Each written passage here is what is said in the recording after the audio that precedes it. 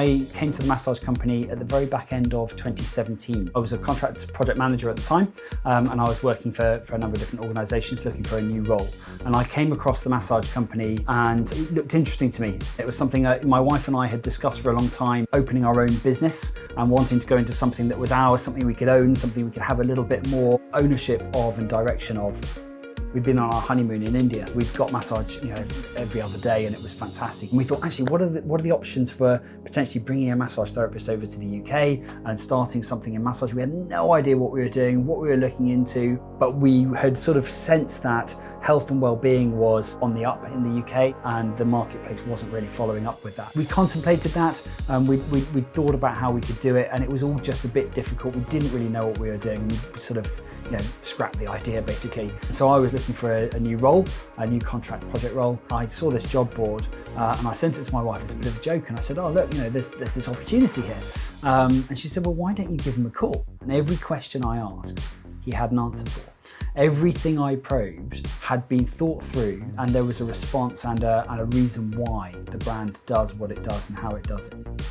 So Rachel and I went for a discovery day, and we saw all about how the business ran operationally, what it looked like from a customer perspective, how it felt to go through the massage experience and to see the product all the way through that journey as a customer. And again, we asked a lot of questions, all sorts of things about the business case, about the viability of the model, because nobody else is doing membership-based massage in the UK. Every challenge had a response. Everything had been thought through. We knew we'd run a business really well, but we just didn't have a product or any particular industry experience to get our teeth into. And this provided exactly what we needed. The franchisors had already done the thinking on the model, on the product, on the industry, on what massage is, what they can deliver and how to do it well. We had a really good support partnership really in building this centre exactly the way I wanted it, opening it with loads and loads of customers ready and waiting for us, and a really good team of therapists ready to go. We also had a lot of help with finding the right property, finding the right location, and actually also some support with working with landlords to get the right deal on those properties that we were looking at as well. We had this sort of blank canvas, this open building to play Tetris with all our treatment rooms inside the building and make it exactly what we wanted. And so we worked on that through 2018, designing, planning, setting up all the suppliers, but it was all starting in April 2019. And we had a flood of customers through the door to start with. There was no problem finding people looking for a high quality regular massage.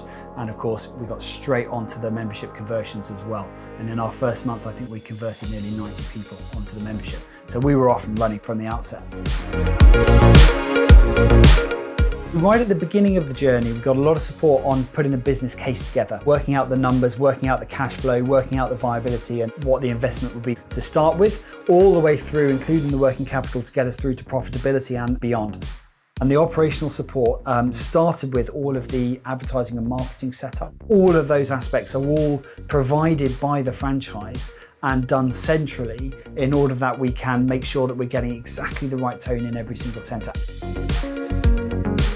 Charlie, the operational franchisor, would take me through all of the aspects of the management of the centre, the sort of battle rhythm month on month of what needs to be done all the time, as well as marrying that with the financial side and how to manage the business plan alongside it to ensure that success was happening along the way. There's no question that the massage company High Wycombe has been a real success and is continuing on its growth curve to exactly where I want it to be.